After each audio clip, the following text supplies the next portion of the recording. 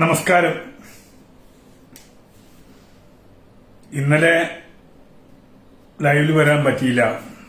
കാരണം KCB ചതിച്ചു.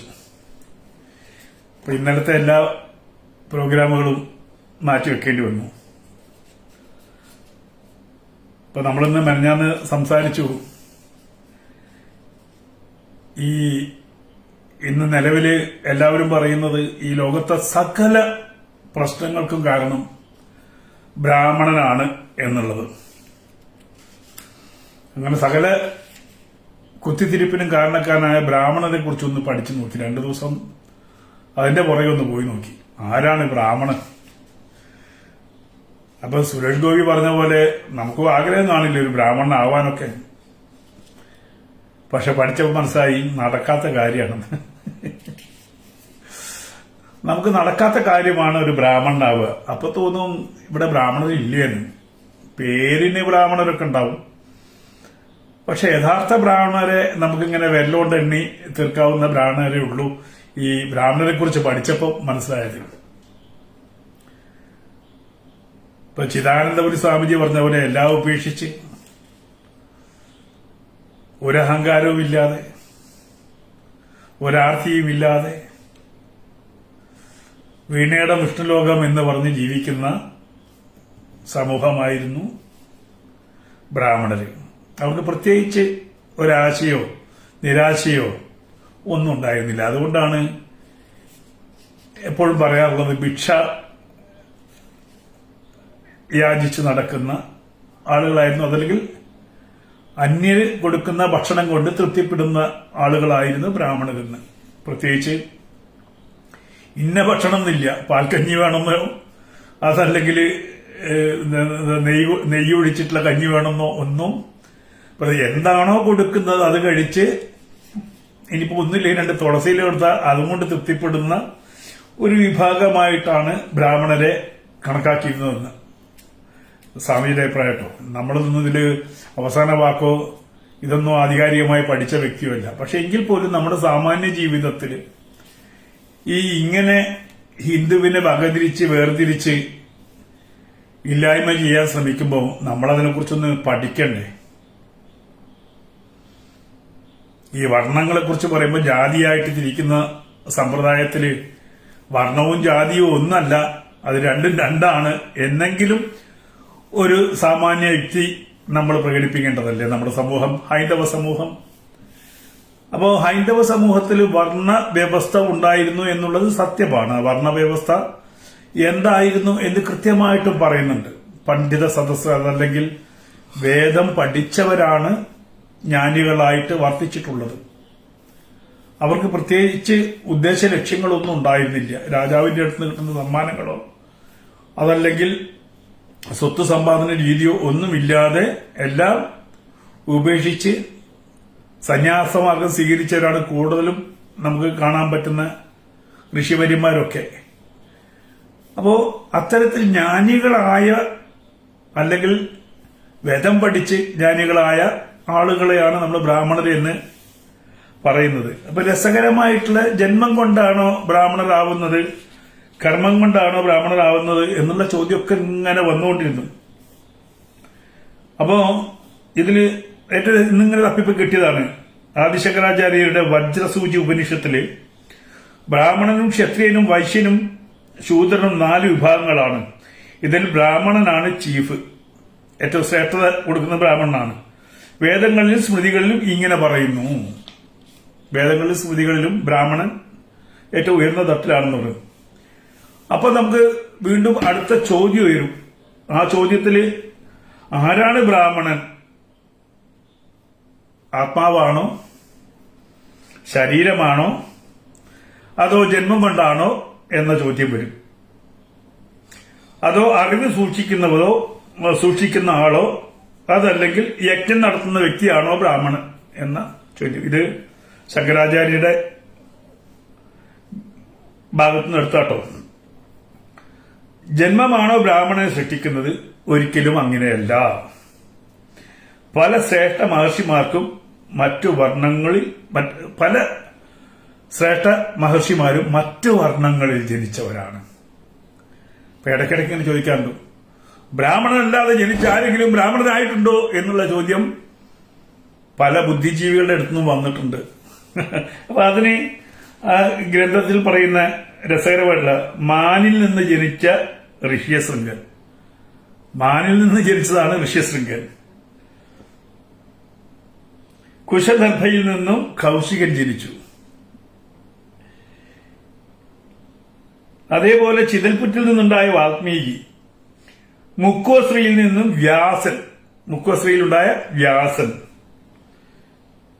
ഉർവശിയിൽ നിന്നും വസിഷ്ഠ, മൺകലത്തിൽ നിന്നും അഗസ്ത്യ. അപ്പൊ മൺകലത്തിൽ നിന്ന് ജനിച്ചാൽ അല്ലെങ്കിൽ പോട്ടിൽ നിന്ന് ജനിച്ചാൽ ബ്രാഹ്മണനാവോ?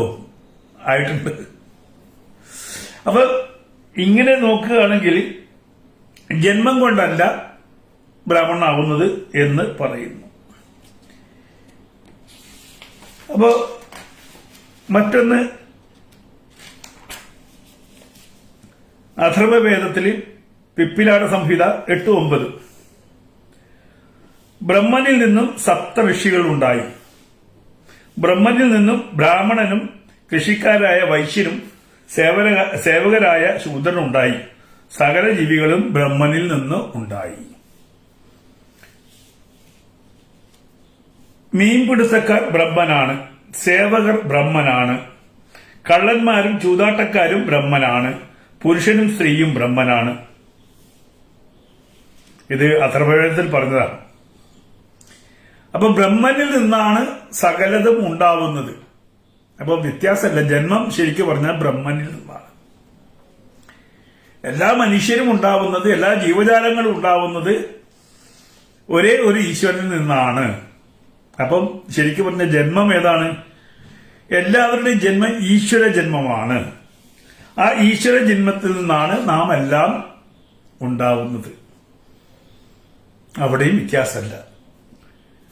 അതേപോലെ ആരായിരിക്കണം ബ്രാഹ്മണൻ? വികാരങ്ങളെയും, ഞാൻ ആദ്യമേ പറഞ്ഞു, വികാരങ്ങളെയും ആസക്തിയെയും പ്രതീക്ഷകളെയും ആഗ്രഹങ്ങളെയും നിരാശയെയും സകലതിനെയും അതിജീവിച്ചവനാണ് ബ്രാഹ്മണൻ. സകലതിനെയും അതിജീവിച്ചവനാണ് വിചാര ആ പറയുന്ന ഇന്ദ്രിയങ്ങളൊക്കെ നിഗ്രഹിച്ച് അതല്ലാതെ നിൽക്കുന്ന ആരാണോ അവനാണ് ബ്രാഹ്മണൻ. അതും അപ്പൊ ബ്രാഹ്മണൻ എന്ന് പറയുമ്പോൾ തന്നെ ആരാണ് ബ്രാഹ്മണൻ എന്ന ചോദ്യം വരുമ്പോൾ എല്ലായിടത്തും നമ്മളിപ്പോ ഈ ഗ്രന്ഥങ്ങളിലൊക്കെ നോക്കുകയാണെങ്കിലും, ലൂസി എടോ, ഹലോ, എന്റെ ഡോഗ് വന്ന് ശല്യപ്പെടുത്തുന്നത്, അതുകൊണ്ടാണ്. അവര് ഞാൻ ഉണ്ടാവണം കൂടെ. Come come come come come. അപ്പൊ നായും നരിയും ഒക്കെ ഉണ്ടായത് ഈശ്വരനാണ്. Come on come on come on സിലാം.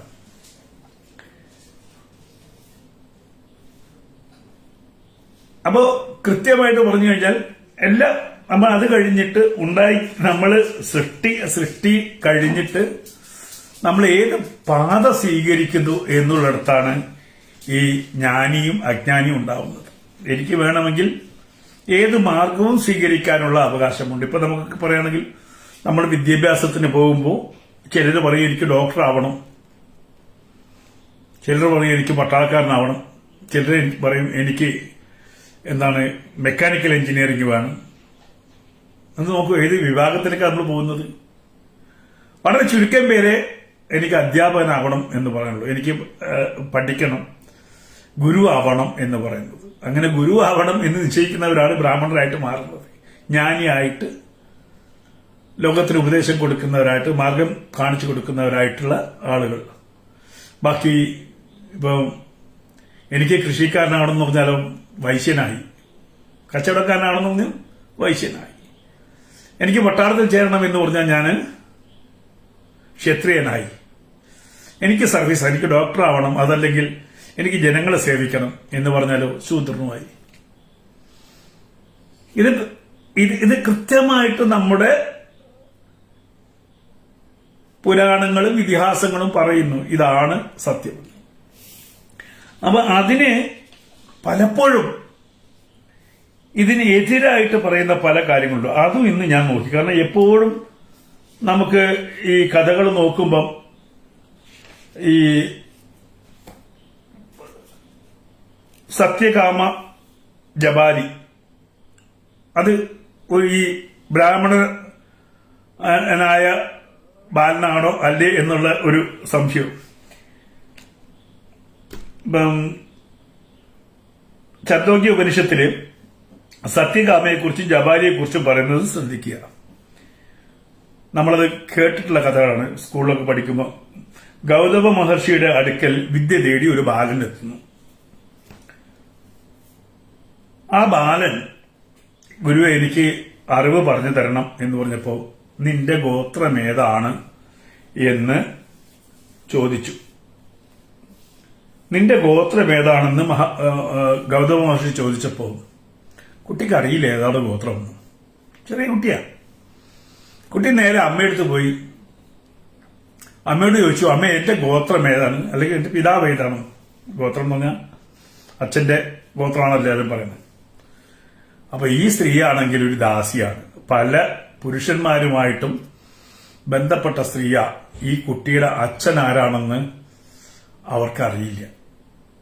അവര് പറഞ്ഞു, മകനെ എനിക്ക് ഇതാണ് സംഭവം, നിന്റെ യഥാർത്ഥ പിതാവ് ഏത് ആണ് എന്നെനിക്കറിയില്ല. അപ്പോ എന്താ പറയാ, ഞാനും നീയും മാത്രമേ ഉള്ളൂ. അപ്പോ ഞാനും നീയും മാത്രമുള്ളൊരു ഗോത്രം, ആ ഗോത്രത്തിന്റെ പേര് മാത്രമേ നമുക്ക് പറയാൻ പറ്റുള്ളൂ. അപ്പൊ എന്റെയും നിന്റെയും പേര് ചേർത്താൽ ഏത് ഗോത്രാവും? സത്യകാമോ ജബാലോസ്മി. അങ്ങനെ പറഞ്ഞത് സത്യഭാമയും ജാബാലിനും ചേർന്ന് എന്താണ്, അത്രയേ ഉള്ളൂ നമ്മുടെ ഗോത്രം എന്ന്. ഈ കുട്ടി വീണ്ടും ഗുരുനാഥന്റെ അടുത്ത് വന്നിട്ട് പറഞ്ഞു, ഇങ്ങനെയാണ് എന്റെ അമ്മ പലരുമായിട്ട് ബന്ധപ്പെട്ടിട്ടുണ്ട്, എനിക്ക് ഗോത്രമൊന്നും അറിയില്ല.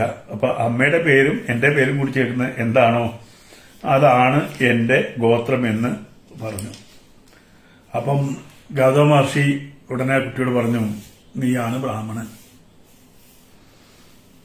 സത്യം പറയുന്ന നീയാണ് ബ്രാഹ്മണൻ. ബ്രാഹ്മണനെ സത്യം പറയാൻ പറ്റുള്ളൂ. അപ്പൊ ആ ധാരണ. അപ്പൊ ആ കുട്ടിക്ക് അച്ഛൻ ആരാണെന്ന് പോലും അറിയില്ല എങ്കിലും ആ കുട്ടിയെ ഗുരു സ്വീകരിക്കുന്നു, ഉപനയനം നടത്താനുള്ള ഇടപാടുകൾ ചെയ്യുന്നു, കുട്ടിയോട് സമ്മതം അനുഷ്ഠിക്കുന്നു. അവിടെ ആ കുട്ടിയുടെ ജന്മം ആലോചിച്ച് നോക്കൂ. പക്ഷേ അവൻ പുലർത്തിയ സത്യസന്ധതയാണ് ഗുരു അളക്കുന്നത്. അതാണ് ബ്രാഹ്മണന്റെ ഗുണം എന്ന് അളക്കുന്നത്. നുണ പറഞ്ഞില്ല. ആ അമ്മയ്ക്ക് വേണമെങ്കിൽ ഏതെങ്കിലും ഒരു പേര് പറയാമായിരുന്നു. അത് കുട്ടിക്ക് വന്ന് പറയാമായിരുന്നു, ഞാൻ ഇന്ന ഗോത്രത്തിൽ ജനിച്ചതാണ് എന്ന് കളവ് പറയാമായിരുന്നു. അപ്പോ അതാണ്. അപ്പൊ അങ്ങനെ തന്ത ഏതെന്നറിയാത്ത ഒരു കുട്ടി പോലും ഈ പറയുന്ന പൂണൂലിട്ട് ബ്രാഹ്മണനായിട്ടുണ്ട്. ജ്ഞാന അല്ലെങ്കിൽ വേദം പഠിച്ചിട്ടുണ്ട് എന്ന് പറയും. പിന്നെ നമ്മളെപ്പോഴും ഈ ഹിന്ദുക്കളെ കളിയാക്കാൻ വേണ്ടി ആദ്യമൊക്കെ ഏറ്റവും കൂടുതൽ ഏകലവ്യന്റെ പേരെ എടുത്തിട്ടത്. ഇപ്പൊ ഇന്നലെ ഈ തപ്പിപ്പോ അത് ഇട്ടപ്പോഴാണ് എനിക്ക് അത്ഭുതം തോന്നിയത്. ഏകലവ്യൻ ഈ എന്താണ് താഴ്ന്ന ജാതിയിൽപ്പെട്ട ആളായതുകൊണ്ട് ഏകലവ്യനെ ഗുരു പറഞ്ഞു, നിന്നെ പഠിപ്പിക്കാൻ പറ്റില്ല എന്ന് പറഞ്ഞു. അപ്പൊ അത് എനിക്ക് പെട്ടെന്ന് ഇത് ഓർമ്മ വന്നു. ദ്രോണാചാര്യ ഏകലവ്യനെ ഇങ്ങനെ ഓടിച്ചു വിട്ടു എന്നൊരു കഥ നമ്മൾ കേട്ടിട്ടുണ്ടല്ലോ. അപ്പൊ അതിൽ പറയുന്ന പോലും മഹാഭാരത ആദിപർവ്വത്തിൽ പറയുന്നുണ്ട്, മഹാരാജ ഏകലവ്യൻ ദ്രോണാചാര്യെ കാണാൻ വേണമെന്ന് പറഞ്ഞു. അദ്ദേഹം മഹാരാജാവായിരുന്നു പോലും ഏകലവ്യൻ. ട്രൈബൽ രാജാവായിരുന്നു. ട്രൈബൽ രാജാവായിട്ടുള്ള ഏകലവ്യൻ ധനുർവിദ്യ പഠിക്കാൻ വേണ്ടി ദ്രോണാചാര്യരെ സമീപിച്ചു. അപ്പം ദ്രോണാചാര്യർക്ക് ഇദ്ദേഹത്തെ കണ്ട മാത്രയിൽ മനസ്സിലായി പാണ്ഡവരെയും കൗരവരെയും കടത്തിവെട്ടാനുള്ള കഴിവുള്ള ആളാണ് ഏകലവ്യൻ. അതുകൊണ്ടാണ് ഏകലവ്യനെ പഠിപ്പിക്കുന്നത്. അത് മാത്രമല്ല, പാണ്ഡവരുടെയും കൗരവരുടെയും ക്ലാസ് എടുക്കുന്നിടത്തേക്കാണ് അവർക്ക് മാത്രം മറ്റേ തീരുമാനമനുസരിച്ച് നടക്കുന്ന ക്ലാസ്സിലേക്ക് പുറത്തുനിന്ന് ആളെ എടുക്കണ്ടായി. അത് മാത്രമല്ല, ഏകലവ്യനെ കണ്ടപ്പോ ഇത് ബോധ്യപ്പെട്ടു. അപ്പം ഏകലവ്യൻ കൃഷ്ണന്റെ ബന്ധുവാണെന്നും പറയുന്നുണ്ട്. ഇതില് ദ്രോണാചാര്യ ശ്രീകൃഷ്ണന്റെ കസിൻ ബ്രദറാണെന്ന വായിച്ചത്. അപ്പോ പലപ്പോഴും നമ്മൾ കേട്ടിട്ടുള്ള കഥകൾ മുഴുവനും ഈ ബ്രാഹ്മണരെ ഒറ്റപ്പെടുത്താൻ വേണ്ടിയിട്ട്, ബ്രാഹ്മണരെ കുറ്റപ്പെടുത്താൻ വേണ്ടിയിട്ട് ഉള്ള, നമ്മളാരും ഇതിന്റെ സത്യം അന്വേഷിച്ച് പോവാറുമില്ല. അയ്യോ, ഏകലവ്യനെ ആട്ടിപ്പായിച്ചു. അപ്പൊ ഈ രീതിയിൽ നമുക്ക് നമ്മുടെ ഇടയിൽ തന്നെ പുരാണങ്ങൾ എടുത്ത് നമുക്ക് പുരാണങ്ങളിലുള്ള ജ്ഞാനമില്ലാത്തത് കൊണ്ട് നമ്മളെ ഈ തരണത്തില് നമ്മളെ മാറ്റിയെടുത്തു. അജ്ഞരായിട്ടുള്ള ഹിന്ദുക്കളെ നമ്മൾ നേരത്തെ പറഞ്ഞതുപോലെ ബാലിയെ എന്തിനു മറിഞ്ഞിരുന്ന് കൊന്നു എന്നൊക്കെ ചോദിക്കുന്ന ചോദ്യങ്ങൾ ചോദിച്ചുകൊണ്ട്, സീതയെ എന്തിനുപേക്ഷിച്ചു എന്നൊക്കെ ചോദിച്ചുകൊണ്ട് നമുക്കിടയിൽ ഈ വ്യത്യാസങ്ങളുള്ള വർഗവ്യത്യാസം സൃഷ്ടിച്ചുകൊണ്ട്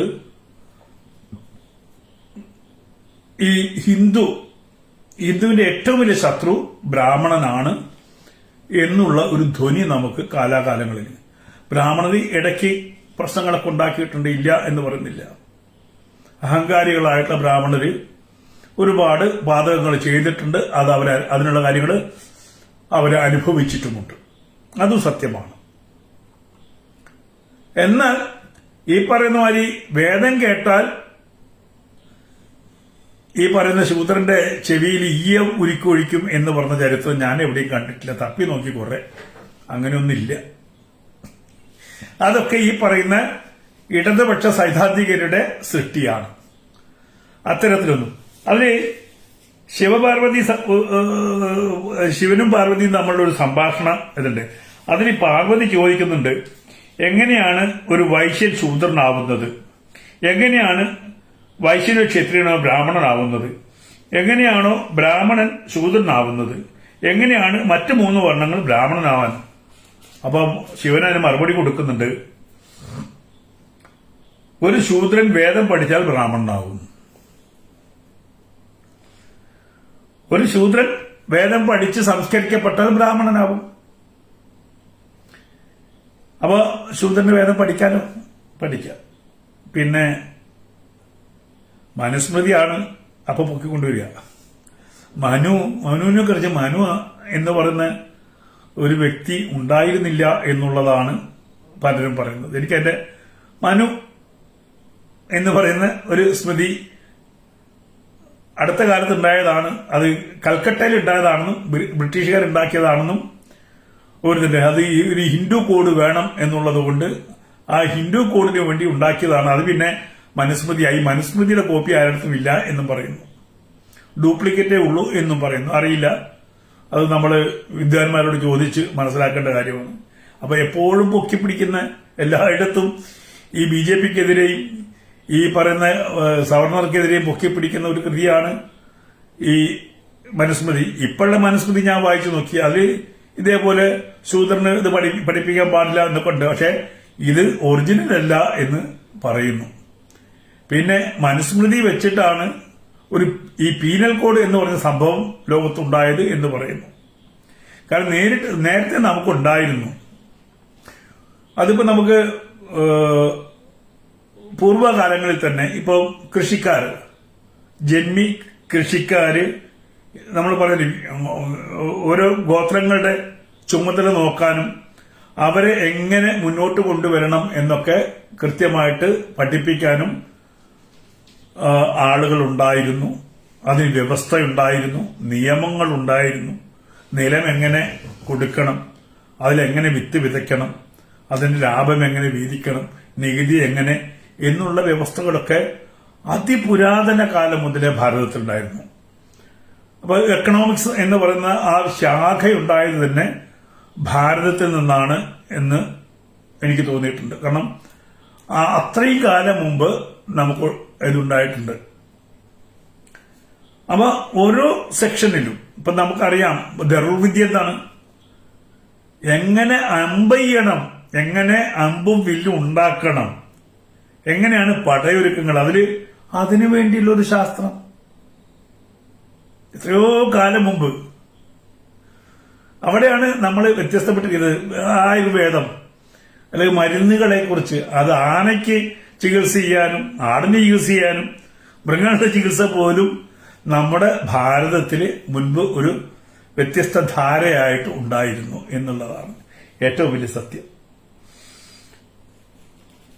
അപ്പോ ഈ പറയുന്ന നമ്മള് നിലവിലുള്ള അതല്ലെങ്കിൽ ഈ ഹിന്ദു വിഭാഗത്തെ ഈ വിഘടിപ്പിച്ച് നിർത്തുക എന്നുള്ള കാര്യമാണ് എല്ലാവരും ചെയ്തുകൊണ്ടിരിക്കുന്നത്. അപ്പൊ സ്വാഭാവിക സാധാരണക്കാരായിട്ടുള്ള ഒരു ഹിന്ദു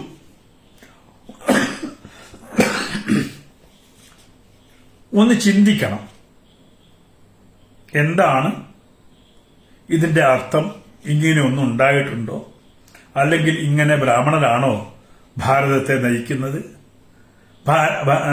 ബ്രാഹ്മണരാണോ തങ്ങളുടെ എല്ലാ പ്രശ്നങ്ങൾക്കും കാരണം എന്നൊക്കെ ഈ നൂറ്റാണ്ടിൽ വെച്ച് ഈ നൂറ്റാണ്ടിൽ ഇരുന്നുകൊണ്ട് ഒന്ന് ചിന്തിച്ചാൽ കിട്ടുന്ന ഉത്തരമേ ഉള്ളൂ. അതല്ലെങ്കിൽ ഇപ്പൊ ലോകം ഏറ്റവും അതായത് നമുക്ക് ഗൂഗിളിന്റെ കാലമാണ്, അതല്ലെങ്കിൽ ചോദ്യം ചോദിച്ചാൽ ഉത്തരം കിട്ടുന്ന കാലഘട്ടമാണ്. പക്ഷെ ആ ചോദ്യം ചോദിച്ചാലും ഏറ്റവും രസകരം ഇപ്പൊ നമുക്ക് ഈ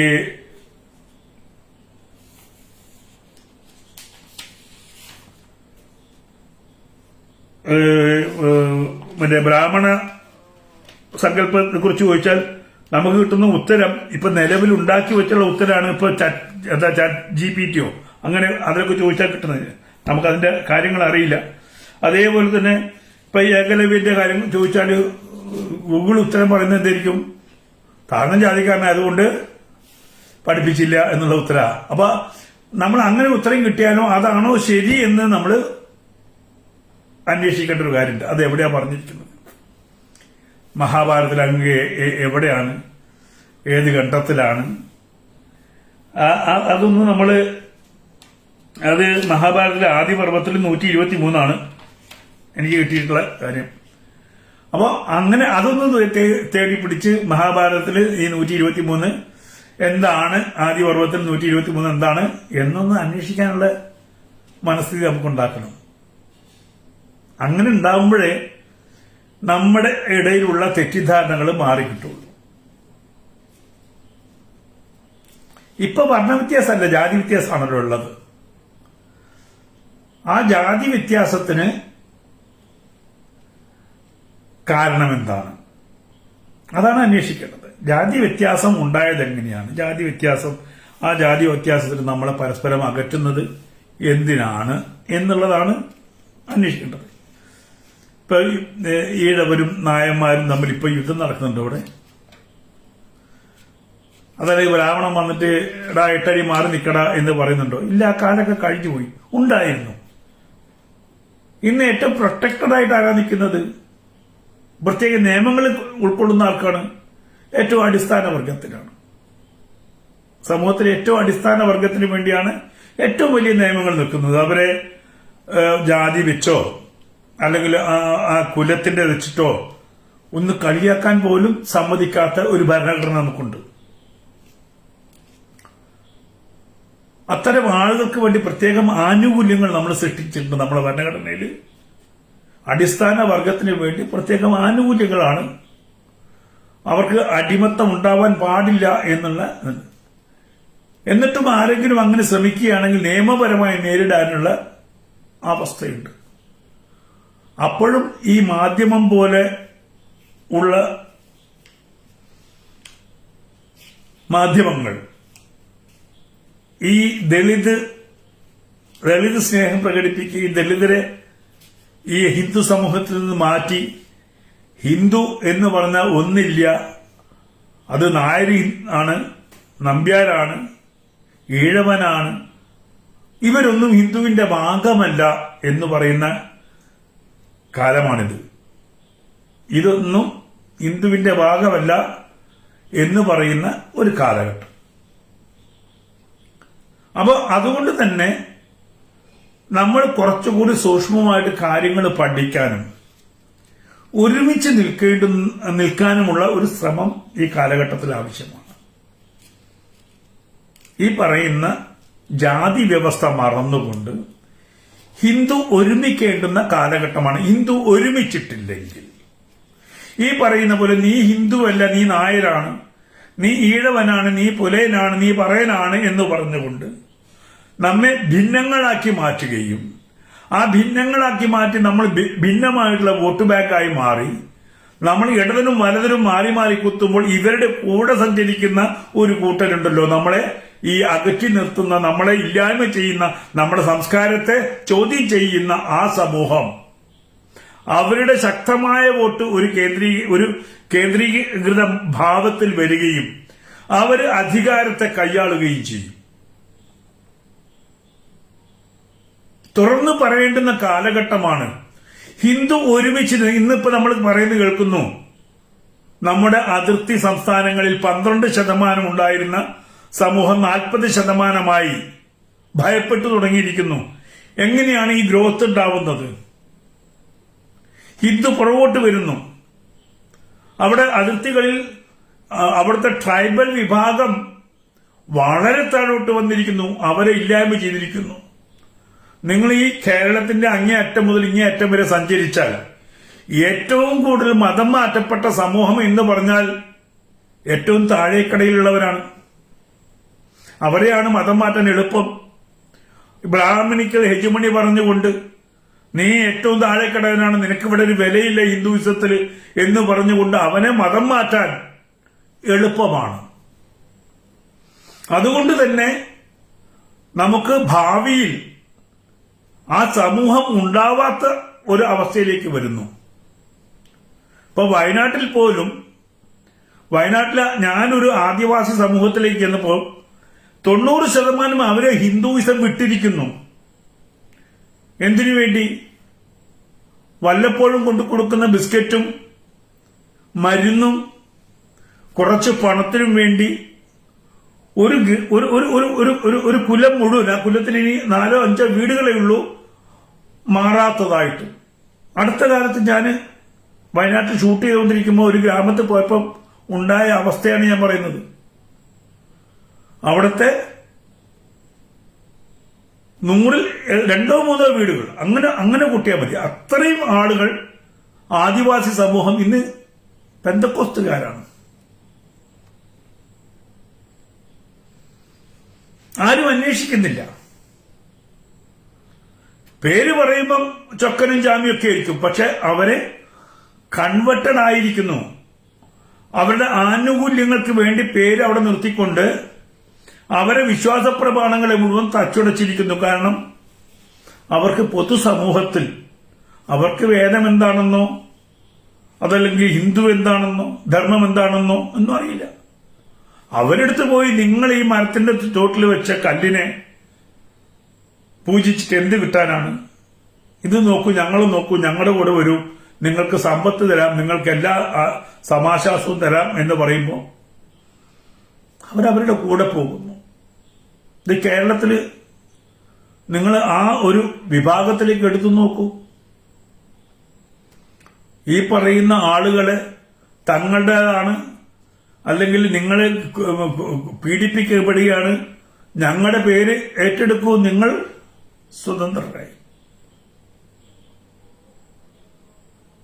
ഇതിനെതിരെയാണ് ചട്ടമ്പി സാബി സമരം ചെയ്തത്,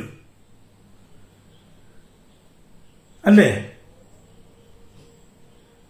അപ്പൊ ഇന്ന് ഭാരതത്തിലെ ഏറ്റവും അടിസ്ഥാനപരമായിട്ടുള്ള ഇവിടത്തെ സംസ്കാരത്തിന്റെ ഏറ്റവും തിരുശേഷിപ്പുകൾ എന്ന് പറയുന്ന വിഭാഗത്തെ ഇവർ ഈ ബ്രാഹ്മണിക്കൽ ഹെജുമണി പറഞ്ഞ് നിരന്തരമായി മതം മാറ്റി. രണ്ട് രീതിയിൽ മതം മാറ്റുകയും ഒപ്പം എണ്ണം കൂട്ടുകയും ചെയ്യുന്ന പ്രക്രിയ. മറ്റൊരു വിഭാഗത്തിനുമില്ലാത്ത രീതിയിൽ എണ്ണം വർദ്ധിപ്പിക്കുകയും ചെയ്യുന്ന പ്രക്രിയ. അതിനെക്കുറിച്ച് ഞാൻ തെളിവ് തരേണ്ട ആവശ്യമില്ല. നിങ്ങൾക്ക് ഈ കേരളത്തിലുണ്ട് തെളിവ്.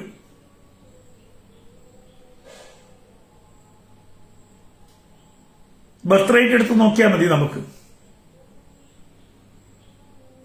അപ്പൊ ഈ ഭാരതത്തിലെ അതിന്റെ ഉടമകളായിട്ടുള്ള ഭൂരിപക്ഷ വിഭാഗം ക്ഷയിച്ച് ഇല്ലാതാകാൻ വേണ്ടി ഈ ബ്രാഹ്മണിക്കൽ ഹെജിമണി കുത്തിപ്പൊന്തിക്കുന്നത് ആരാണ് എന്ന് നോക്കണം. നമുക്ക് അടുത്ത കാലത്ത് രാഹുൽ ഗാന്ധി ഭാരതത്തോട് ചെയ്തതെന്താണ്, അല്ലെങ്കിൽ ഭാരതത്തിന്റെ സംസ്കൃതിയോട് ചെയ്തതെന്താണെന്ന് ഒരു കോൺഗ്രസ്സുകാരനും ചോദ്യം ചെയ്തില്ല. തമിഴ്നാട്ടിലെ സ്റ്റാലിൻ പറഞ്ഞപ്പോൾ അറ്റ്ലീസ്റ്റ് അവിടുത്തെ തമിഴ് ജനത ചോദ്യം ചെയ്തു. ഞങ്ങൾക്ക് ധർമ്മം വേണം, ഹൈന്ദവ ധർമ്മം ഞങ്ങൾക്ക് കാത്തു സൂക്ഷിക്കാൻ ഞങ്ങൾ ബാധ്യസ്ഥരാണെന്ന്. ആ ഹൈന്ദവ ധർമ്മത്തെ ഇന്ത്യയിൽ നിന്ന് ഇല്ലാതാക്കാനുള്ള ഒരു ശ്രമമുണ്ടെന്ന് പറഞ്ഞാൽ അതിനെ അംഗീകരിച്ചു കൊടുക്കാൻ പറ്റുമോ? സനാതന ധർമ്മം എന്നൊരു വാക്ക് പറയാൻ പാടില്ല എന്ന് പറഞ്ഞു. സനാതന ധർമ്മം ഒരാളെയും ദ്രോഹിച്ചിട്ടില്ല. സനാതന ധർമ്മം എല്ലാവർക്കും ഇടം കൊടുത്ത ധർമ്മമാണ്. ആ ധർമ്മത്തെ ഇല്ലാതാക്കി കഴിഞ്ഞാൽ പിന്നീടുണ്ടാവുന്നത് എന്താണ് എന്ന് ലോകത്ത് എല്ലായിടത്തേക്കും ഒന്ന് നോക്കിയാൽ നിങ്ങൾക്ക് മനസ്സിലാവും. ഇപ്പൊ ഈജിപ്തിന്റെ ധർമ്മവും ഈജിപ്തിന്റെ സംസ്കാരവും ഇല്ല. അവിടെ വേറൊരു സംസ്കാരമായി. സിറിയയിലാണെങ്കിലും ഇറാനിലാണെങ്കിലും ഒന്നും തനത് സംസ്കാരങ്ങൾ ഒരിടത്തുമില്ലാതെ മുച്ചൂടും മുടിഞ്ഞുപോയി. അതില് ക്രിസ്ത്യൻ രാജ്യങ്ങളായിരുന്ന രാജ്യങ്ങൾ പോലും ഒഴുകിപ്പോയിട്ടുണ്ട് ഇസ്ലാമിക അധിനിവേശത്തിൽ. ലോകത്ത് മുഴുവനും ഈ ഇസ്ലാമിക അധിനിവേശം നടക്കുന്നുണ്ട്. ഇന്ന് ലോകം തിരിച്ചറിഞ്ഞിട്ടുണ്ട്. നമ്മള് മുസ്ലിങ്ങളെ ഇല്ലായ്മ ചെയ്യണോ അല്ലെങ്കിൽ ഇസ്ലാം ഇല്ലായ്മ ചെയ്യണോ അല്ല, മറ്റു മതങ്ങളിലേക്കുള്ള കടന്നുകയറ്റം, മറ്റുള്ള വിശ്വാസങ്ങളിലേക്കുള്ള കടന്നുകയറ്റം ഞാൻ തുടങ്ങുന്ന അവിടെയാണ്. കുറെ കാലം ഞാൻ നിശബ്ദനായിരിക്കുകയായിരുന്നു. മാധ്യമത്തിൽ രാമായണ സംബന്ധിയായിട്ട് ഹൈന്ദവതയിലേക്കുള്ള ഹൈന്ദവ ധർമ്മങ്ങളിലേക്കുള്ള കടന്നുകയറ്റം വന്നപ്പോഴാണ് ഞാൻ സംസാരിക്കാൻ തുടങ്ങിയത്. അങ്ങനെ സംസാരിക്കേണ്ട ആവശ്യം വരുന്നത്. അപ്പോ ഹൈന്ദവ സമൂഹം ഒന്ന് ചിന്തിക്കണം. നിങ്ങൾ കമ്മ്യൂണിസ്റ്റുകാരായാലും ശരി, നിങ്ങൾ കോൺഗ്രസ്സുകാരായാലും ശരി, നിങ്ങളുടെ സനാതന ധർമ്മം ഇവിടെ വേണമോ വേണ്ടയോ അത് ചിന്തിക്കാനുള്ള സമയമായിട്ടുണ്ട്. കാരണം സനാതന ധർമ്മത്തെക്കുറിച്ച് അത്ര കണ്ട് ധർമ്മം നശിക്കില്ല, അത് വേറെ കാര്യം. അതുകൊണ്ടാണല്ലോ സനാതനം എന്ന് പേര് പറഞ്ഞത്. ഇവിടുത്തെ മാധ്യമത്തിന്റെ ഉപ്പുപ്പുമാര് ശ്രമിച്ചിട്ട് നടന്നിട്ടില്ല, അവരെ വല്യച്ഛന്മാര് ശ്രമിച്ചിട്ട് നടന്നിട്ടില്ല. എന്നിട്ടും സകലരെയും പിടിച്ച് മുറിച്ചു മാറ്റിയിട്ടും ഇവിടെ ഓങ്കാരവും ഹിന്ദുത്വവും ഈ പറയുന്ന സനാതന ധർമ്മവും ഇവിടെ നിലനിന്നിട്ടുണ്ട്. അത് നിലനിൽക്കുകയും ചെയ്യും. പക്ഷെ ഈ പറയുന്ന നമ്മുടെ അടിസ്ഥാന വർഗമായിട്ടുള്ള നമ്മുടെ കീഴേത്തോട്ടുള്ള ആളുകളെ എപ്പോഴും തെറ്റിദ്ധരിപ്പിച്ച് നിർത്താൻ ഈ പറയുന്ന മാധ്യമ ഹിജടകൾക്ക് സാധിച്ചിട്ടുണ്ട്. കമ്മ്യൂണിസ്റ്റ് ബോഷ്കന്മാർക്ക് സാധിച്ചിട്ടുണ്ട്. കാരണം നമ്മുടെ വിശ്വാസങ്ങളെ ഇല്ലാതാക്കുന്നത്. ഇപ്പൊ രാധാകൃഷ്ണൻ എന്ന് പറയുന്ന മന്ത്രി, നിങ്ങൾ ഓർക്കുന്നുണ്ടോ? മുൻ മന്ത്രി, MP ആണ്.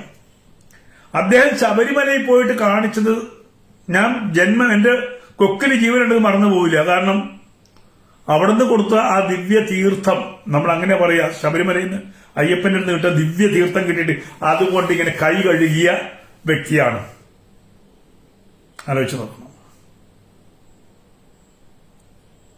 ഹൈന്ദവ ധർമ്മത്തിന്റെ അല്ലെങ്കിൽ ഹൈന്ദവ വിശ്വാസത്തിന്റെ അടിസ്ഥാന പ്രമാണങ്ങളാണ് ഈ നമ്മുടെ പൂജയിൽ നിന്ന് കിട്ടുന്ന ആ യജ്ഞത്തിന്റെ ശിഷ്ടവും അല്ലേ? ആ ശിഷ്ടം വാങ്ങി ഭുജിക്കുക, നെറ്റിയിൽ ചന്ദനം തൊടുക എന്നുള്ളത് നമ്മുടെ വിശ്വാസ പ്രമാണത്തിന്റെ അടിസ്ഥാന ഘടകമാണ്. ആ അടിസ്ഥാന ഘടകത്തിന്റെ മേലാണ് മന്ത്രി രാധാകൃഷ്ണൻ കത്തിവെച്ചത്. നമ്മുടെ വിശ്വാസ പ്രമാണങ്ങളുടെ ഏറ്റവും അടിസ്ഥാന തത്വത്തിലാണ് പിണറായി വിജയൻ പോയിട്ട് ഗുരുവായൂർ ചെയ്തിട്ട് അവിടെ നിൽക്കുന്നതാണ് കൃഷ്ണൻ, അതാണ് കൃഷ്ണൻ എന്ന് ചോദിച്ചത്. സനാതന ധർമ്മത്തിന്റെ കടക്കിൽ കത്തിവെക്കാൻ തന്നെ. കാരണം നമ്മള് ഗുരുവായൂരപ്പൻ എവിടെയായിരിക്കുന്ന അറിയാത്ത പിണറായി വിജയനെങ്കിൽ ആ പിണറായി വിജയൻ എന്ന പേര് മാറ്റിയിട്ട് വേറെ പേരിടുന്നതല്ലേ ബെസ്റ്റ്. ഒരു ഹിന്ദുവിന്റെ അടിസ്ഥാനപരമായിട്ടുള്ള പ്രതിഷ്ഠ അദ്ദേഹം പോയി നിന്നിട്ടുണ്ട് അയ്യപ്പന്റെ മുമ്പില്. അയ്യപ്പന്റെ പ്രസാദം സ്വീകരിക്കാതെ വന്നിട്ടുണ്ട്. അതിന്റെയൊക്കെ അനുഭവിച്ചിട്ടേ പോവുള്ളൂ. എല്ലാവരും അനുഭവിക്കാതെ ഒന്നും പോവില്ല. ഞാൻ അങ്ങനെ വിശ്വസിക്കുന്നവരാണ്. അപ്പൊ ആ രീതിയിൽ മാറ്റങ്ങൾ സമൂഹത്തിൽ ഉണ്ടാവുമ്പോൾ നമ്മളെ മാറ്റാൻ ശ്രമിക്കുമ്പോൾ വിശ്വാസത്തിൽ അടി ഉറച്ചു നിൽക്കേണ്ടുന്നവരാണ് ഹൈന്ദവർ, ജാതി മറന്നിട്ട്.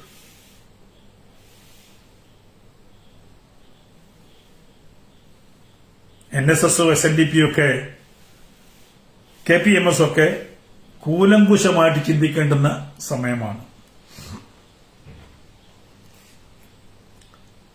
മുമ്പ് മീശ നോവൽ വന്നു. ആ മീശ നോവലിനും തുടക്കം മുതൽ അതിനെതിരെ സംസാരിക്കുകയും ബോധ്യപ്പെടുത്തുകയും ചെയ്ത വ്യക്തിയാണ് ഞാൻ. ആ മീശ നോവലിലൂടെ ക്ഷേത്രങ്ങളെ ഇല്ലാതാക്കാൻ ശ്രമിച്ചപ്പോൾ ഒറ്റക്കെട്ടായി നമ്മൾ നിന്നു. ശബരിമല വിഷയത്തിൽ ഒറ്റക്കെട്ടായി നമ്മൾ നിന്നു. അതേപോലെ തന്നെ ഈ ജാതി പറഞ്ഞു തിരിക്കുകയാണെങ്കിൽ അതേപോലെ നമ്മുടെ സംസ്കാരത്തെ ചോദ്യം ചെയ്യുന്ന ഏത് ഡോക്ടറാണെങ്കിലും ശരി, അയാളെ ചോദ്യം ചെയ്യാനും തിരുത്താനും നമ്മൾ അവകാശമുണ്ട്. ഇപ്പൊ പറയാ ശിവന് കല്ലല്ലെന്ന് ആയിക്കോട്ടെ, അതിലൊന്നും നമുക്ക് ഒരു വിഷമവും ഇല്ല. എങ്ങനെ അത് കെട്ടുകഥയല്ലേ, ആയിക്കോട്ടെ. പക്ഷെ അതിന്റെ അടിസ്ഥാന തത്വങ്ങളെ മാറ്റിമറിക്കാൻ ശ്രമിച്ചാൽ, അവിടെ കൊണ്ടുപോയി ബ്രാഹ്മണിക്കൽ ഇജുമണി കൊണ്ടുപോയി കുത്തിച്ചിരുത്താൻ ശ്രമിച്ചാൽ മറുപടി പറയാൻ ഹിന്ദു സമൂഹം തയ്യാറാവണം. അയ്യോ, നമ്മൾ പറഞ്ഞപ്പോ എന്തെങ്കിലും പ്രശ്നം ഉണ്ടാവുമോ, എന്തിനാ നമ്മൾ ആവശ്യമില്ലാതെ പറയുന്നത് എന്നുള്ള തോന്നൽ ആദ്യമേ മാറ്റിവെക്കണം. പറയാനുള്ളത് മുഖത്ത് നോക്കി പറയണം. അതിവിടുത്തെ ഏത് തമ്പ്രാനായാലും ശരി, ഇപ്പൊ മുഖത്ത് നോക്കി പറയണം. നമുക്ക് മരണഭയം പാടില്ല. അങ്ങനെ മരണഭയം ഉണ്ടായിരുന്നെങ്കിൽ ഇന്ന് ഈ വേദങ്ങളും ഉപനിഷത്തുകളും രാമായണവും മഹാഭാരതവും ഇന്ത്യയിൽ ഉണ്ടാവുമായിരുന്നില്ല. നമ്മളെ പൂർവികർ ഭയമില്ലാതെ കൈയരിഞ്ഞപ്പോഴും കാലരിഞ്ഞപ്പോഴും കഴുത്തരിഞ്ഞപ്പോഴും അത് കണ്ടു നിന്നവർ ഭയമില്ലാതെ ഈ പറയുന്ന വേദം ഉള്ളിൽ വെച്ചിട്ട് ഉപാസിച്ച് തലമുറയായി കൊണ്ടുവന്നതാണ്. അതുകൊണ്ടാണ് നമുക്കൊക്കെ ഭാഗ്യം കിട്ടിയത്. ഇപ്പൊ ചിദാനന്ദപുരി സ്വാമിജിയെ പോലെ, മാതാ അമൃതാനന്ദവയ്യെ പോലെ ഉള്ള ശ്രേഷ്ഠരായ ആൾക്കാരിൽ നിന്നും ഇതിങ്ങനെ കൈവിട്ട് പോകാതെ ഓങ്കാരവും ജപവും ആചാരങ്ങളും അനുഷ്ഠാനങ്ങളും ഇവിടെ നിലനിന്നത് ഈ പറയുന്ന സമൂഹം, നേരത്തെ പറയുന്ന ബ്രാഹ്മണിക്കൽ ഹേജുമണി എന്ന് പറഞ്ഞിട്ട് തള്ളിക്കളയുന്ന ഒരു സമൂഹം ഭാരതത്തിൽ ഉണ്ടായിരുന്നത് കൊണ്ട് തന്നെയാണ് അത് നിലനിന്ന് പോയത്. ഈ വേദശബ്ദങ്ങളെ കാത്തു സൂക്ഷിച്ചതും ഇന്നും ഉപനയനം നടക്കുന്നതും വേദം പഠിക്കുന്നതും ആ ഒരു സമൂഹം ഉണ്ടായിരുന്നത് കൊണ്ടാണ്. ആ സമൂഹത്തിന് പലപ്പോഴും തെറ്റുപറ്റിയിട്ടുണ്ട്. അത് എല്ലാ സമൂഹത്തിനും തെറ്റുകൾ ഉണ്ടാവാറുണ്ട്, അത് തിരുത്തപ്പെടാറുണ്ട്, അത് തിരുത്തിയിട്ടുമുണ്ട്. അത് തിരുത്തി ആ കാലഘട്ടം കഴിഞ്ഞിട്ടും ഇന്ന് ബ്രാഹ്മണന് ഒരു ഗതിയും പരഗതിയില്ലാതെ നടക്കുന്നത് കണ്ടിട്ടും വീണ്ടും ഈ ബ്രാഹ്മണന്റെ നേരെ വാളോങ്ങി, എടാ നീ പുലയനാണ്, നീ പറയനാണ്, അവർ നിന്റെ ശത്രുവാണ് എന്ന് പറയുമ്പോൾ ഞങ്ങൾ ഒറ്റക്കെട്ടാടോ, നീ ഞങ്ങളെ പരസ്പരം ഭിന്നിപ്പിക്കാൻ ശ്രമിക്കരുത് എന്ന് പറയാൻ ഓരോ ചെറിയ സമൂഹത്തിന്റെയും നേതൃത്വത്തിലുള്ളവർ മുന്നോട്ട് വരണം. ഏതോ ചെറിയ സംഘടനകളുടെ, ഇപ്പൊ ജാതീയമായിട്ട് ഏറ്റവും ചെറിയ ചെട്ടിമാരാണെങ്കിൽ ചെട്ടിമാര്, കുശവന്മാരാണെങ്കിൽ കുശവന്മാര്, എല്ലാം നമുക്ക് എല്ലാ വിഭാഗങ്ങളുമുണ്ട്. ആ വിഭാഗങ്ങളിൽ ഓരോരുത്തരും വന്ന് പറയണം, ഈ ഞങ്ങൾക്കിടയിൽ വേലി കെട്ടണ്ട, ഞാൻ നേരത്തെ ആദ്യം പറഞ്ഞതാണ്, ബ്രഹ്മനിൽ നിന്നുണ്ടായതാണോ ഞങ്ങളൊക്കെ. ഞങ്ങൾ നായരായിരിക്കാം, നമ്പ്യാരായിരിക്കാം, പുലയനായിരിക്കാം, പറയനായിരിക്കാം, ഒക്കെ ബ്രഹ്മന്റെ സന്തതി പരമ്പരയാണ്. ബ്രഹ്മൻ തന്നതാണ് ജീവൻ. ഞങ്ങളുടെ എല്ലാ ശരീരത്തിലും പ്രാണനായി നിലകൊള്ളുന്നത് ആ ബ്രഹ്മനാണ് എന്ന് പറയാനുള്ള ഒരു നീക്കമുണ്ടാവണം.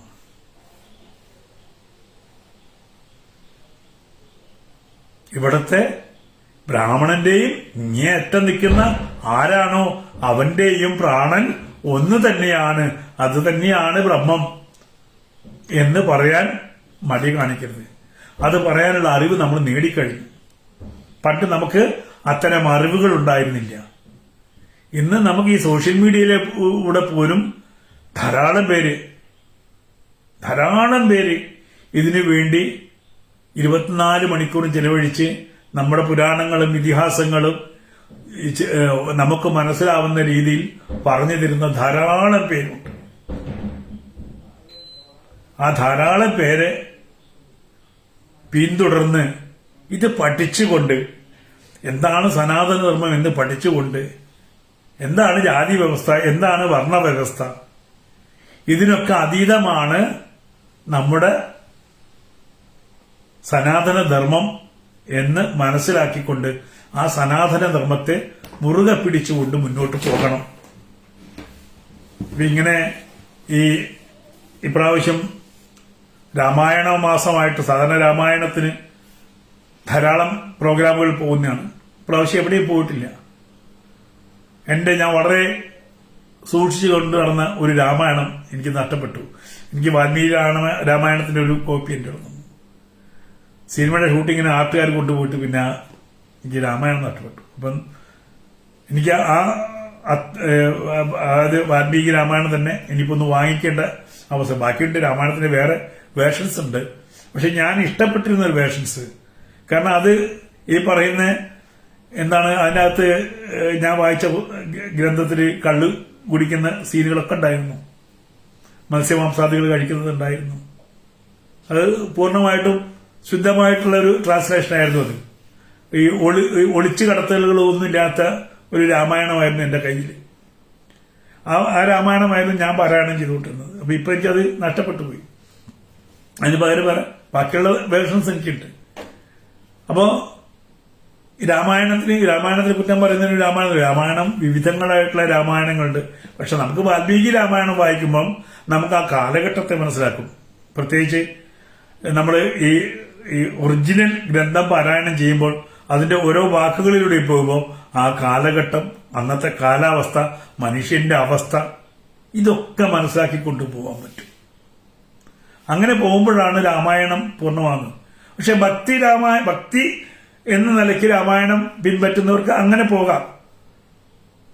അപ്പൊ ഞാൻ ഈ വർണ്ണവ്യവസ്ഥയൊന്നും ഇല്ലാന്ന്, ഇവിടെ ഉണ്ടായിരുന്നില്ല എന്ന് മനസ്സിലാക്കി. കാരണം ഏറ്റവും പുരാതനം എന്ന് പറയുന്നത് രാമായണമാണല്ലോ. നമ്മുടെ ഇതിഹാസങ്ങളിൽ പുരാണം എന്ന് പറയുകയാണെങ്കിൽ ഏറ്റവും പഴക്കമുള്ളത് രാമായണമായിരുന്നു. ആ രാമായണം ഞാൻ ഇങ്ങനെ അരിച്ച് പെറുക്കി വായിച്ചപ്പോഴും അവിടെയൊന്നും ഈ പറയുന്ന രാമനെ ആരെങ്കിലും കണ്ടിട്ട് ഓടി മാറുന്നുണ്ടോ? താഴെയുള്ള അന്നുകൊണ്ടല്ലോ താഴെ കിടക്കാര്, കുശവനും ഈ പറയുന്ന കൊല്ലനും ഒക്കെ ഉണ്ടായിരുന്നു. അവരൊരുമിച്ചാണല്ലോ. ഇവ ഭരതന്റെ കൂടെ വന്നപ്പോ ഇവരൊക്കെ ഉണ്ടായിരുന്നു. ആരെങ്കിലും കണ്ടിട്ട് ഓടിപ്പോകുന്നുണ്ടോ, 8 അടി മാറി നിൽക്കുന്നുണ്ടോന്നൊക്കെ ചോദിച്ചു. ഗുഹനൊക്കെ നേരെ രാമനെ സ്വീകരിച്ച് ഭക്ഷണമൊക്കെ കൊടുത്ത് രാമനെ വിശ്രമിക്കാനുള്ള സംഗതി ഉണ്ടാക്കി കൊടുത്തത്. ഭരതൻ വരുമ്പോ അതുപോലെ മഹർഷിയുടെ അടുത്ത് വന്ന ആൾക്കാർക്കൊക്കെ മദ്യവും ഭക്ഷണവും ഒക്കെ ഉണ്ടായിരുന്നു. ഞാൻ ആ വേഷണം വായിച്ചിട്ടുള്ളത്. അപ്പൊ നമുക്ക് അങ്ങനെ പോകുമ്പോ അതിലൊക്കെ ഈ വർണ്ണ വ്യവസ്ഥ ഉണ്ടായിരുന്നോ, ജാതി വ്യവസ്ഥ ഉണ്ടായിരുന്നോ, പരസ്പരം അടിയുണ്ടായിരുന്നോ? ഇല്ല, എവിടെയും കാണില്ല. അപ്പൊ ആ രീതിയിൽ വേണം രാമായണത്തേക്ക് എടുത്ത് നമ്മൾ വായിക്കാൻ.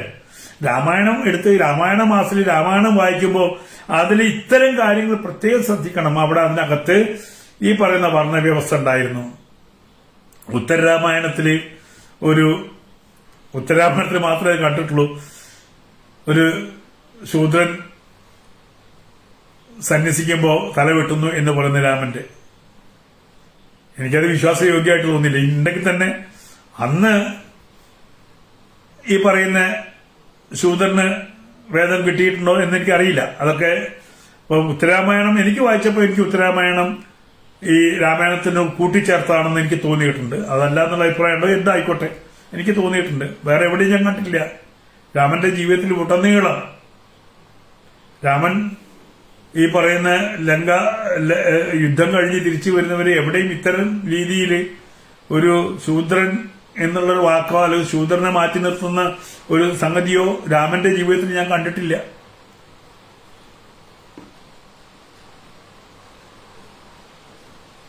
കാരണം ഒരു മനുഷ്യന്റെ ബാല്യം മുതലുള്ള ജീവിതമാണ് രാമന്റെ ബാല്യം മുതലുള്ള ജീവിതം നമ്മൾ കാണുന്നുണ്ട്.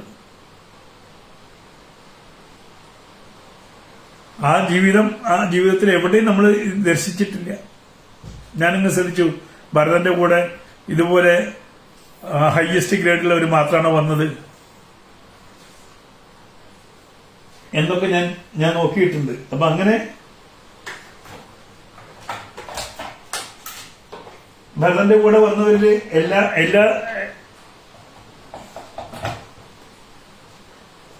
എല്ലാ വിഭാഗം ആൾക്കാരുണ്ടായിരുന്നു. അവിടെ നല്ല മഴയാണ്. നിങ്ങളുടെയൊക്കെ നല്ല മഴയായിരിക്കും എന്ന് വിചാരിക്കുന്നു. കണക്ഷൻ സ്ലോ ആയി കാണിക്കുന്നുണ്ട്. എന്തായാലും എല്ലാവർക്കും നമസ്കാരം.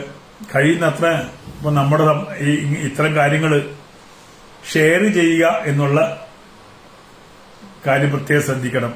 അപ്പൊ ഞാൻ പറഞ്ഞതിൽ എന്തെങ്കിലും തെറ്റുണ്ടെങ്കിൽ നിങ്ങൾക്ക് തിരുത്താം. ഞാൻ ഇന്ന് പറഞ്ഞ സബ്ജക്റ്റിനെ കുറിച്ച് ചിലപ്പോൾ നിങ്ങൾക്ക് എന്നെക്കാളും കൂടുതൽ അറിവുണ്ടാവും. പക്ഷെ അറിവ് ഇതേപോലെ നിങ്ങൾ ഇന്നത്തെ സോഷ്യൽ മീഡിയയിൽ ഷെയർ ചെയ്യാൻ മടിക്കരുത്. കാരണം വിഭജിക്കാൻ നോക്കുമ്പോൾ ആ വിഭജനമല്ല, നമ്മുടെ ഇതിഹാസങ്ങളിൽ അങ്ങനെ വിഭജനം പറഞ്ഞിട്ടില്ല. വർണ്ണവ്യവസ്ഥ എന്നാൽ വിഭജനമല്ല, അംഗീകരിക്കലാണ് എന്നുള്ള കാര്യം നിങ്ങൾക്ക് കിട്ടുന്ന തെളിവുകളും നിങ്ങൾ ഷെയർ ചെയ്യണം.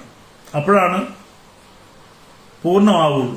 എല്ലായിടത്തേക്കും എത്തണം. അപ്പൊ നമുക്ക് സാധാരണ മനുഷ്യരിലേക്ക് എത്താൻ നമുക്കുള്ളത് ഇപ്പം ഫേസ്ബുക്കും കാര്യങ്ങളൊക്കെയാണ്. അതിലൂടെ ലളിതമായിട്ട് പറഞ്ഞു കൊടുക്കാൻ പറ്റുന്നവരൊക്കെ പറഞ്ഞു കൊടുക്കുക എന്നുള്ളത് പ്രത്യേകം ശ്രദ്ധിക്കുക. മറ്റൊന്നും തന്നെ പറയാനില്ല. വീണ്ടും നമുക്ക് മറ്റേതെങ്കിലും വിഷയമായിട്ട് നാളെ നമുക്ക് പറ്റുമെങ്കിൽ നാളെ, അതല്ലെങ്കിൽ അടുത്ത ദിവസം ഇങ്ങനെ പോകാം. കുറച്ച് ദിവസമായിട്ട് ഞാൻ എല്ലാത്തിൽ നിന്നും മാറി നിൽക്കുന്ന ഒരവസ്ഥയാണ്. കാരണം നമ്മൾ പലപ്പോഴും നമ്മൾ പറയുന്ന വാക്കുകളോ നമ്മൾ ചെയ്യുന്ന പ്രവൃത്തികളൊക്കെ മറ്റു പലതിനും വേണ്ടിയാണ് എന്നൊരു തോന്നല് പലർക്കും ഉണ്ടായിട്ടുണ്ടാവാം. അപ്പോൾ ചിലപ്പോൾ തോന്നും എന്തിനാപ്പം ഇതൊക്കെ പറഞ്ഞ് ഇവിടെ വീട്ടിലെ പട്ടിയെ കളിപ്പിച്ച് ചുമ്മാ ഉണ്ടുറങ്ങി കഴിഞ്ഞാൽ പോരെന്ന്. പക്ഷെ അപ്പോഴും ഇതുപോലെ പല ഈ മാധ്യമം പോലെ ഉള്ള ഇതൊക്കെ ഇങ്ങനെ ചെയ്യുമ്പോൾ നമ്മൾ മിണ്ടാതിരുന്നാൽ അവർക്കൊരു വളമാവില്ലേ? നമുക്ക് മിണ്ടണം എന്നുള്ള ഒരു തോന്നലുണ്ടാവും, മിണ്ടിയേ പറ്റൂ എന്നുള്ള തോന്നലുണ്ടാവും. അതുകൊണ്ട് പറയുന്നതാ. എനിക്കൊന്നും വലിയ അറിവോ കാര്യങ്ങളോ ഒന്നും ഇല്ല. പക്ഷെ ഒരു കാര്യം കിട്ടിക്കഴിഞ്ഞാൽ അത് ശരിയാണോ എന്നുള്ളത് അന്വേഷിക്കാൻ പോകും. എനിക്ക് ഇപ്പൊ വേദങ്ങളൊന്നും ഞാൻ വായിച്ച അങ്ങനെ വലിയ വേദപണ്ഡിതൊന്നും അല്ലല്ലോ. അപ്പോൾ ഇങ്ങനൊരു സംഗതി ഉണ്ട് എന്ന് പറഞ്ഞു കഴിഞ്ഞാൽ ഉണ്ടെങ്കിൽ എവിടെയാണ് എന്ന് അന്വേഷിക്കാൻ പോകും. ഇപ്പൊ മഹാഭാരതം, ഇപ്പൊ എന്റെ അടുത്ത് മഹാഭാരതം കൃത്യമായിട്ടുള്ള രീതിയിലുള്ള മഹാഭാരതം എന്റെ അടുത്തില്ല. വലിയ ഗ്രന്ഥങ്ങളൊന്നും എന്റെ അടുത്തില്ല. അതിന്റെ സംക്ഷിപ്ത രൂപമാണ് എന്റെ അടുത്തുള്ളത്. അപ്പൊ അതില് ഗണ്ടശ പറഞ്ഞ ഇന്ന അധ്യായത്തിൽ ഇന്ന ശ്ലോകം എന്ന് പറഞ്ഞാൽ എനിക്ക് കണ്ടുപിടിക്കാൻ പറ്റില്ല, കാരണം എന്റെ അടുത്ത് അതിനുള്ള അറിവുകളില്ല. എങ്കിലും അതിന് സാമാന്യമായിട്ട് അതല്ലെങ്കിൽ നമ്മൾ നെറ്റ് ഉപയോഗിച്ചിട്ടോ തപ്പിയെടുക്കാൻ പലപ്പോഴും ശ്രമിക്കാറുണ്ട്. അങ്ങനെ ഇന്നലെ ഇന്നുമായിട്ട് ശ്രമിച്ചതാണ്. അപ്പോൾ സ്വാമിജി പറഞ്ഞതുപോലെ ചിദാനന്ദ സ്വാമിജി എപ്പോഴും ഇങ്ങനെ ആറ്റിക്കുറിക്ക് പറയും, ആരാണ് ബ്രാഹ്മണൻ? ഇപ്പൊ ഇടയ്ക്ക് വന്ന് എപ്പോഴും ചോദിച്ചൊരു ചോദ്യമാണ്, താഴേക്കടയിൽ നിന്ന് ആരെങ്കിലും ബ്രാഹ്മണനായിട്ടുണ്ടോന്ന്. അപ്പൊ ആദ്യം ഞാൻ പറയാം, ബ്രാഹ്മണനായത് ഒന്ന് കൊല ചെയ്യപ്പെട്ട രാമസിംഹനാണ്, അദ്ദേഹത്തിന്റെ അനുജനും. 1947 ആഗസ്റ്റ് 2 മരിച്ച രാമസിംഹൻ അദ്ദേഹം ബ്രാഹ്മണനായിരുന്നു. ഹിന്ദുവായി ബ്രാഹ്മണനായിട്ടാണ് ജീവിച്ചത്. ഒരു പക്ഷേ അദ്ദേഹം കൊല ചെയ്യപ്പെടാൻ കാരണവും അദ്ദേഹം ബ്രാഹ്മണനായി മാറിയതുകൊണ്ടാണ്. അദ്ദേഹത്തിന്റെ അടുത്ത് ഒരു ഇരട്ടക്കുഴൽ തോക്കുണ്ടായിരുന്നു. പക്ഷെ അദ്ദേഹം ഹിന്ദുമതം സ്വീകരിച്ച് ബ്രാഹ്മണനായപ്പോൾ ആ തോക്ക് ഉപേക്ഷിച്ചു. ആ തോക്ക് അദ്ദേഹം ഉപേക്ഷിക്കാതെ തന്റെ രക്ഷയ്ക്ക് വേണ്ടി കരുതിയിരുന്നെങ്കിൽ ഒരു പക്ഷേ രാമസിംഹനെ ഈ പറയുന്ന ഇസ്ലാമിക തീവ്രവാദികൾക്ക് കൊല്ലാൻ പറ്റുമായിരുന്നില്ല. അപ്പോ അവിടെ ആ ബ്രാഹ്മണൻ എന്ന തത്വം രാമസിംഹൻ സ്വീകരിച്ചത് കൊണ്ടാണ് ആയുധങ്ങളൊക്കെ ഉപേക്ഷിച്ച് എന്താണോ സ്വാത്വികമായിട്ടുള്ള ഒരു ഭാവം എന്ന് രാമസിംഹൻ മനസ്സിലാക്കി അതിനനുസരിച്ച് ജീവിച്ചത് കൊണ്ടാണ് അദ്ദേഹം കൊലക്കത്തിക്ക് ഇരയായത്.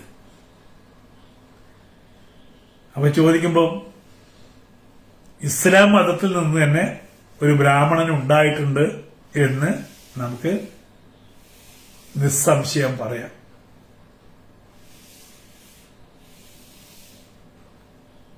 ഇപ്പൊ മിക്കവാറും ദിവസങ്ങളിൽ ഇപ്പൊ ഏറ്റവും കൂടുതൽ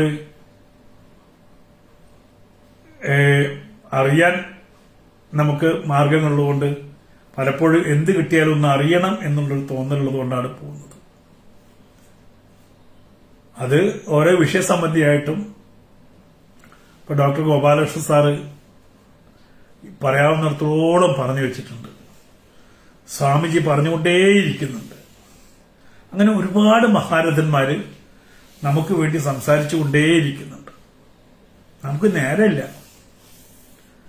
നമുക്ക് രാഷ്ട്രീയം കളിക്കാനും എന്ത് കിട്ടും എന്ത് കിട്ടില്ല എന്ന് ചിന്തിച്ച് ഓടാനുമേ നേരമുള്ളൂ. അതല്ലാതെ നമുക്ക് ചില കാര്യങ്ങൾ നമ്മുടെ ജീവിതത്തിൽ നമുക്ക് ചില കാര്യങ്ങൾ കർമ്മങ്ങൾ ചെയ്യാനുണ്ട് എന്നുള്ള കാര്യത്തിൽ ചില വിശ്വാസങ്ങൾ നമ്മൾ മുറുകെ പിടിക്കാനുണ്ട്, ചിലതിനെ നമ്മൾ സംരക്ഷിക്കാനുണ്ട് എന്നുള്ളത് ഓർക്കാതെ പോകുന്നുണ്ട്. ഒക്കെ സംരക്ഷിക്കാൻ കഴിയട്ടെ. ഈ ലോകത്തിന്റെ ഏതോ ഒരു കോണിൽ, ചെറിയൊരു കോണിൽ നിന്ന്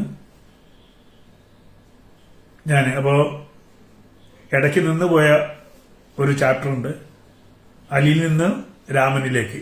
അത് നാളെ മുതൽ പുനരാരംഭിക്കുന്നുണ്ട്. പലപ്പോഴും ഞാൻ എന്റെ കാര്യങ്ങൾ പറയുമ്പോൾ പറയുന്നതിന് മുന്നേ എനിക്ക് വിലക്ക് വരും. ഫേസ്ബുക്കിലാണെങ്കിലും യൂട്യൂബിലാണെങ്കിലും.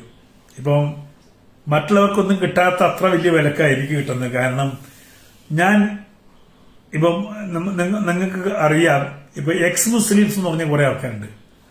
അവര് ഇസ്ലാമിനെ വിട്ടിട്ടേ ഉള്ളൂ. പക്ഷെ അവര് മുസ്ലിം പേരുകളോ അതല്ലെങ്കിൽ വേറൊരു മതത്തിലേക്ക് അവർ പോയിട്ടില്ല. അവർ എക്സ് മുസ്ലിമായിട്ട് നിൽക്കുന്നത്.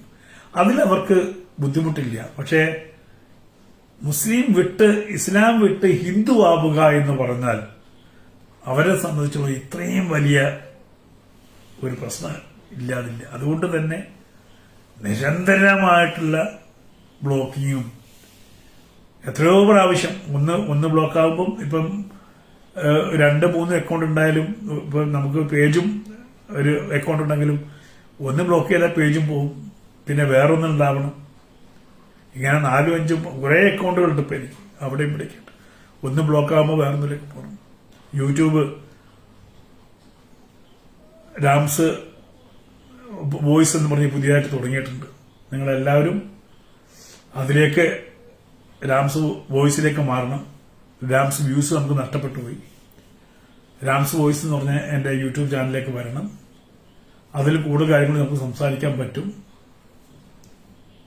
മുന്നിലേക്ക് വരണമെന്ന് ആഗ്രഹിച്ചിട്ടില്ല സുഹൃത്തെ സജ്കുമാർ. ഞാൻ മുന്നിലേക്ക് പിന്നിൽ നിൽക്കുന്നതാണ് എപ്പോഴും സുഖം. പിന്നിൽ നിന്ന് നമുക്ക് നമ്മുടെ കാര്യങ്ങൾ, മുന്നിലേക്ക് വന്നു കഴിഞ്ഞാൽ ഒരുപാട് ബാധ്യതകൾ ഉണ്ടാകും. പിന്നിൽ നിൽക്കുമ്പോഴാണ് സുഖം. പിന്നിൽ നിന്ന് മുന്നോട്ട് നോക്കുമ്പോൾ ഉണ്ടാകുന്ന ഒരു സുഖമുണ്ട്. അതാണ് ഏറ്റവും നല്ലത്. നമ്മൾ പിന്നില് മുന്നോട്ട് വരണം എന്ന് ആഗ്രഹിച്ചാലേ നമുക്കൊരു കുറ്റബോധം ഉണ്ടാവുള്ളൂ. ഒരിക്കലും ഞാൻ മുന്നോട്ട് വരണം എന്ന് ആഗ്രഹിച്ചിട്ടില്ല. ഒന്നിന്റെയും തലപ്പത്ത് വരണമെന്ന് ആഗ്രഹിക്കാത്ത വ്യക്തിയാണ് ഞാൻ. ഒന്നിന്റെയും തലപ്പത്ത് വരണം, പിന്നിൽ നിന്ന് സഹായിക്കാം. അപ്പൊ അതുകൊണ്ട് തന്നെ ഈ മുന്നോട്ട് വരണം, മുന്നോട്ട് ചലിക്കുന്ന കുറെ ആൾക്കാരുണ്ട്, മുമ്പിലേക്ക് എടുത്തു ചാടുന്ന ശ്രമിക്കുന്ന ആൾക്കാരുണ്ട്. അവർക്ക് നമ്മളെ കാണുമ്പോൾ അയ്യോ ഇയാൾ നമ്മളെ മുന്നിൽ ചാടുമോ എന്നുള്ള പേടി കൊണ്ട് ഇപ്പൊ പറയാലോ, ഏറ്റവും വലിയ ഇതിപ്പോ സഹകരണ സംഘങ്ങളാണ് ഏറ്റവും ലോകത്തുള്ളത്. ഈ ധർമ്മവേദി, മറ്റേ വേദി, ഒരുപാട് വേദികളുള്ള സ്ഥലം, സഹായ വേദികളുടെ സ്ഥലമാണ്.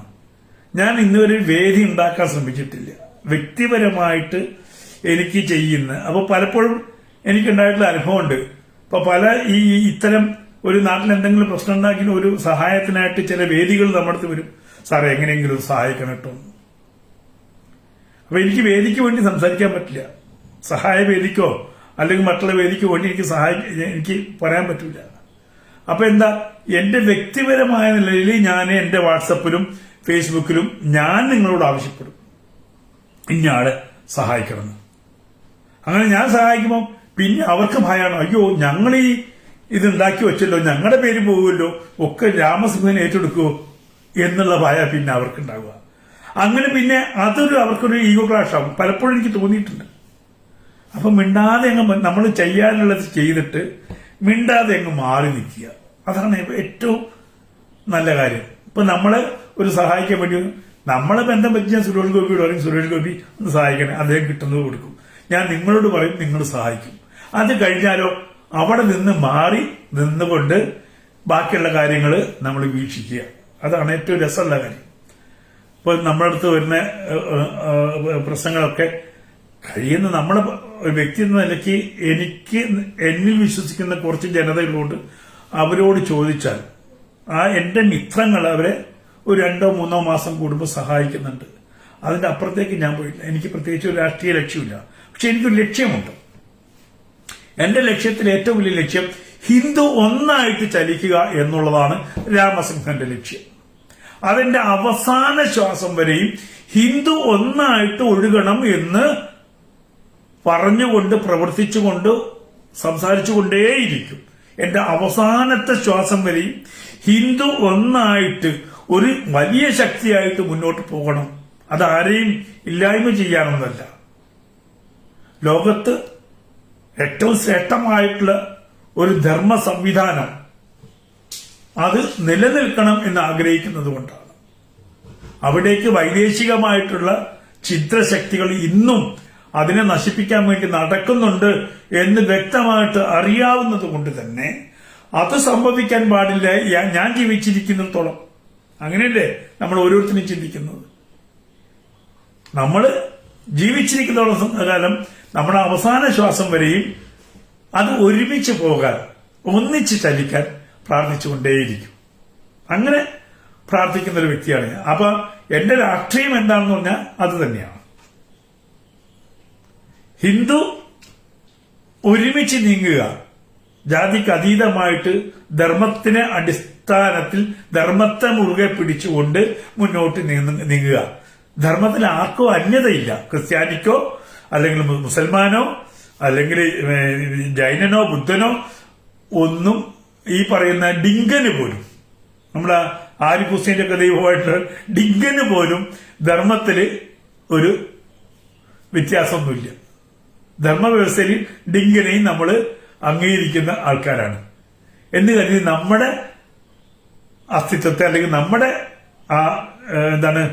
ഉള്ളിനെ ഇല്ലായ്മ ചെയ്യാൻ ആരും ശ്രമിക്കരുത്. അത് ശ്രമിച്ചാൽ ഫൈറ്റ് ചെയ്യും. അങ്ങനെ യുദ്ധത്തിന്റെ ഭാഗമാണല്ലോ ഇപ്പൊ ഞാൻ ഏറ്റവും കഷ്ടപ്പെട്ട് 3-4 വർഷം എന്റെ ജീവിതത്തിൽ ഏറ്റവും കഷ്ടപ്പാടുള്ള വർഷമായിട്ട് വന്നത്. 1921 എന്നൊരു സിനിമ, ആ സിനിമയാണ് എന്നെ ഏറ്റവും കൂടുതൽ ക്ഷീണിപ്പിച്ചിട്ടുള്ളത്.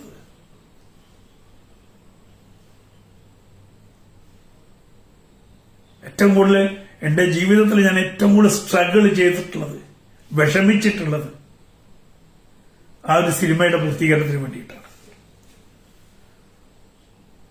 ഇനി അത് ഇപ്പോഴും ശ്രമിച്ചുകൊണ്ടിരിക്കുകയാണ്. അതൊരു OTT ചാനലിൽ വരുത്താനുള്ള ശ്രമം നടത്തുന്നുണ്ട്. ഇല്ലെങ്കിൽ അവസാനം നമുക്ക് യൂട്യൂബ് എന്ന് പറഞ്ഞിട്ടുണ്ട്. എന്തായാലും ഇങ്ങനെ ഇടയ്ക്കിടയ്ക്ക് വന്ന് സംസാരിക്കാൻ പറ്റുമ്പോഴുള്ള ഒരു എന്താണ്, നിങ്ങളെയൊക്കെ ഇങ്ങനെ കാണാനും. ഇന്ന് ലൈവിൽ കൂടുതൽ ആരും ഇല്ല, അതായത് സാറില്ല. ഞാനിപ്പോൾ അങ്ങനെ മുൻകൂട്ടി അറിയിച്ചിട്ടൊന്നല്ല വരുന്നത്. എനിക്ക് തോന്നുമ്പോൾ ഞാൻ വരും. നമസ്കാരം. എന്നെ ശ്രമിച്ച എല്ലാവർക്കും പരമാവധി ഷെയർ ചെയ്ത് പരമാവധി ആളുകളിലേക്ക് എത്തിക്കുക. ഇതിൽ രാമസിംഹൻ എന്ന വ്യക്തിക്ക് വേണ്ടിയിട്ടൊന്നും തന്നെ പറയുന്നില്ല. തീർച്ചയായിട്ടും സനാതന ധർമ്മത്തെ ഫോളോ ചെയ്യുക എന്നുള്ളത് മാത്രമേ ഉള്ളൂ എനിക്ക്. അത് ഒരു മുസൽമാനായിരുന്നപ്പോഴും ഞാൻ അങ്ങനെ തന്നെയാണ് പോയത്. ഞാൻ ഇസ്ലാം മതം വിട്ടിട്ട് കുറച്ചു കാലമാണുള്ളൂ. പക്ഷേ എന്റെ 35 വർഷം, ഏറ്റവും ചുരുങ്ങിയത് അളവ് പോലെയാണ് 35 വർഷമായി. കാരണം എന്റെ മകൾക്ക് ഒരു ഹൈന്ദവ നാമം ഇടുന്നത് 35 വർഷം മുമ്പാണ്. 35 വർഷം മുമ്പ് അങ്ങനെ ഒരു മുസൽമാൻ ഒരു കുട്ടിക്ക് ഒരു ഹൈന്ദവ പേരിടുക എന്ന് പറഞ്ഞാൽ വലിയ പ്രശ്നമുണ്ടാവുന്നതാണ്. വലിയ പ്രശ്നം ഉണ്ടായിട്ടുണ്ട്. എന്റെ മകൾക്ക് ഞാനൊരു ഹൈന്ദവ നാമം ഇട്ടപ്പോൾ വലിയ പ്രശ്നം ഉണ്ടായിട്ടുണ്ട്. 35 വർഷം അതൊന്നും ആർക്കും അറിയില്ല. എല്ലാവർക്കും ഞാൻ BJP-ക്കാരൻ വന്നപ്പോഴാണ് ഹിന്ദു ആയതെന്നതാണ്. 35 വർഷമായിട്ട് ഞാൻ ധർമ്മത്തിൽ, സനാതന ധർമ്മത്തെക്കുറിച്ച് അറിയുകയും 10-35 വർഷമായിട്ട് അതിന്റെ പുറകെ പോയിട്ടുണ്ട്, പഠിക്കാൻ ശ്രമിച്ചിട്ടുണ്ട്, ക്ഷേത്രങ്ങളിലൂടെ പോയിട്ടുണ്ട്. അങ്ങനെയാണ് ഇന്നിവിടെ എത്തിയിട്ടുള്ളത്. പക്ഷെ മുസൽമാനായിക്കൊണ്ട് തന്നെയാണ്. ഇസ്ലാം മതം വിട്ടിരുന്നില്ല. കാരണം ഞാൻ അങ്ങനെ ഒരു ചിന്താഗതിക്കാരനായിരുന്നു. മതം വിട്ടത് ഒരു പ്രത്യേക സാഹചര്യത്തിലാണ് മതം വിട്ടത്. കാരണം ഇനി അതിന്റെ ആവശ്യമില്ലാന്ന് തോന്നി. ഈ രാജ്യത്ത് പറയാനുള്ളത് കൃത്യമായിട്ട് പറയണമെങ്കിൽ, എനിക്ക് ഹൈന്ദവ സമൂഹത്തിന് വേണ്ടി സംസാരിക്കണമെങ്കിൽ ഒരു ഹിന്ദുവായിട്ട് തന്നെ സംസാരിക്കാൻ പറ്റുള്ളൂ. പലപ്പോഴും നീ ആരാടാ ഹിന്ദുക്കളെ കുറിച്ച് സംസാരിക്കാൻ എന്ന് ചോദിക്കാറുണ്ട് പലരും. എനിക്ക് ചോദിച്ചാൽ അത് ശരിയാവില്ല. എനിക്ക് ചോദിച്ചാൽ അത് ശരിയല്ല. കാരണം ഞാൻ ഹിന്ദു ആയതുകൊണ്ട് എനിക്ക് ഹിന്ദുക്കളെ കുറിച്ച് സംസാരിക്കാം. ഹിന്ദുവിന് നേരെ വിരൽ ചൂണ്ടുന്നവനോട് മടക്കട വിരൽ എന്ന് പറയാനും എനിക്കറിയാം. ഹിന്ദുവിന്റെ നേരെ വിരൽ ചൂണ്ടിയാൽ മടക്കട വിരൽ എന്ന് പറയും. അതിനി മാധ്യമല്ല, ഏത് തമ്പുരാനാണെങ്കിലും അത് പറയും.